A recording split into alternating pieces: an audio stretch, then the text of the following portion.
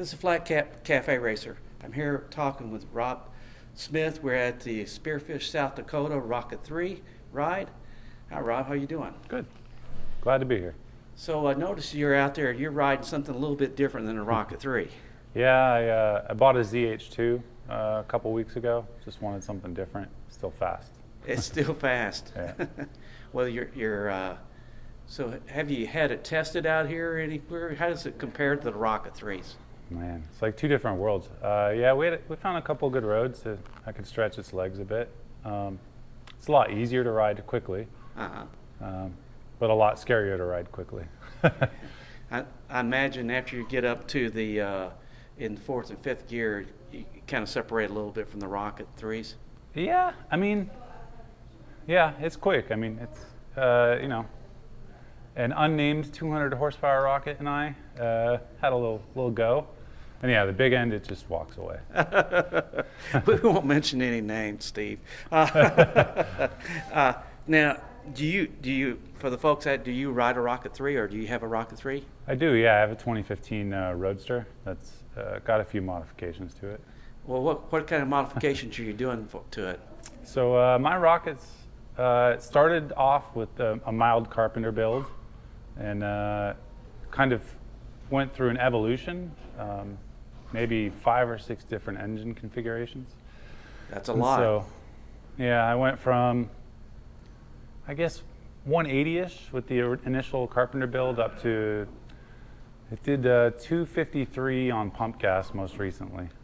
Oh, yeah. That's a monster. So what are you building this monster for? Well, so initially I built it to have a fun, fast street bike, and then, Bill and I started talking about Bonneville. And Bill lit a little ambition in me, and I decided I wanted to set a new record with it. So it's been set up for Bonneville now. So you talk about Mr. Bill, my Mr. Bill from Idaho. Yeah. He kind of gets everything instigated there. Yeah, he's a personality. So what have you been doing to make it getting it ready for Bonneville?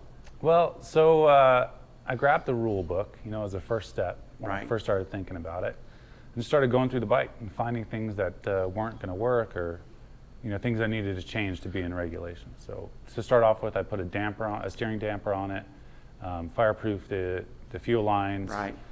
wiring some of the critical fasteners, but then also having it tuned in a way that can tolerate a little extra heat. And I put bad gas in it, well, relatively bad, and had Nels tune it, and that's when I made 253 to make sure it wasn't close to knock limited. And then, that got it ready now. But before that, Neville Lush from Australia and I kind of got together, and I was designing my own valve train and cam specs, and we talked through kind of what he had available and what I had already done with the Carpenter setup, and we came to a weird kind of Carpenter Neville Lush hybrid setup.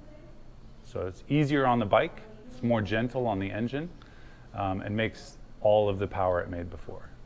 So the final horsepower, is it going to be 250-ish or closer to 3? Well, When are you going to stop? When are you going to be happy? honestly, it should be able to set the record as it sits.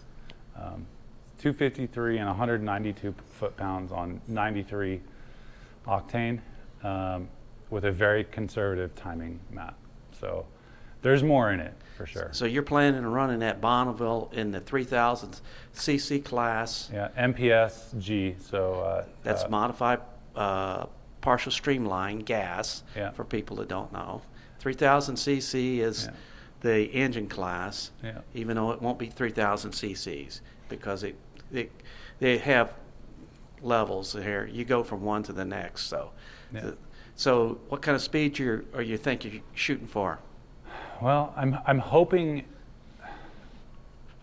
I would like to see 210, but realistically, a 200 flat would be a huge success and would be a stride forward in the record for that category. 200 plus. That's a mighty big number. It is. That's a mighty big number. So what's the record right now? Do you recall? Last I looked, it was 194 and change. set by a 240 kit Carpenter bike. And he's backed it up a few times with successively faster records until he got to 194 and change. So 194 is actually, I think you're talking, you want to get 200, right? I mean, I do, yeah. You want to get 200. Yeah. Because then you get the red hats, and when you break the record, you get to 200, then you get your certificate, and that would be awful good. Yeah. So when do you plan on doing all this? Well, I'm hoping, world events and situations withstanding, we can make a shot at it in 2023. So you're going to be at Bonneville Speed Week then? Yeah, hopefully. All right. So who's the rider for this? Well, we've been talking about it, and I think you might be riding it. You hear that?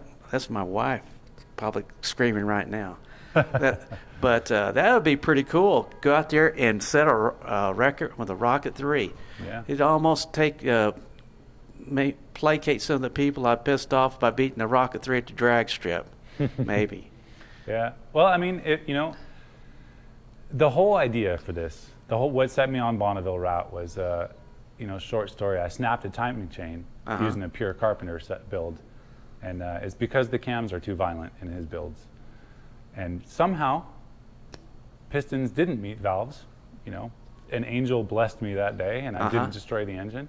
And that's what kicked me down the road. And then I realized, that's actually the perfect land speed bike. It's gentle on itself, doesn't destroy itself, and makes big power. So here we are. So you folks that thinking about going out and watching your Rocket 3 fans or Triumph fans, want to go out and see an old man riding 250 plus horsepower bike at 200 miles an hour. You probably want to come out to Bonneville Speed Week in 2023, which is the first week in August. You can't lose either. If we break a record, that's great. Mm-hmm. If I fall and bust my ass, you still are entertained. As long as you walk away. Well, what else you got to do with the bike, Rob? What else? What do you want to do? The last things that are left really is I got to get a custom wheel done so I can switch tire sizes. Give me a little more flexibility on high-speed rating tires and tires that won't expand too much at speed.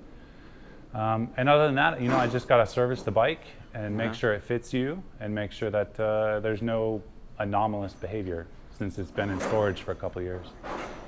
Well, I'm really looking forward. I'm already excited about that, and I think we'll do good. I'm looking forward to it a lot. And hopefully we won't break anything. It's hard to break a record out there, folks, especially your first time. A lot of times records aren't broken until your 7th or 8th time because you figure out everything. So he's doing a lot of homework, and he's done a lot of trial and error stuff already. Yeah. So I think if the rider doesn't screw it up, I think he's got a really good chance. I think so. I mean, that bike spent 4.5 hours straight on a dyno, going full throttle in 4th gear, back to back to back to back to back on a torture session. And then the next day I went in a 5,500 mile road trip, and it held together. And the valves didn't sink even 1/10 of a millimeter. So you're on a bike that has a proven engine. So in case you hadn't got the drift, this guy's pretty smart, folks, and he's pretty dedicated and driven. So I'm looking forward to doing this. Hopefully we'll get some pictures of the bike somewhere along the line, and you want to stay tuned. We'll probably get a test ride just to make sure, I'm comfortable with everything, and then we'll kind of give you updated on where we're going in Bonneville, because it takes a lot of planning. Probably start planning seriously even after Bonneville this year, to get it going. So thanks a lot, Rob. Thanks for taking the time. I'm sorry for the noise in here. We're in a hotel, so it's going to be a little noisy. Well, thanks for having me. All right, thanks.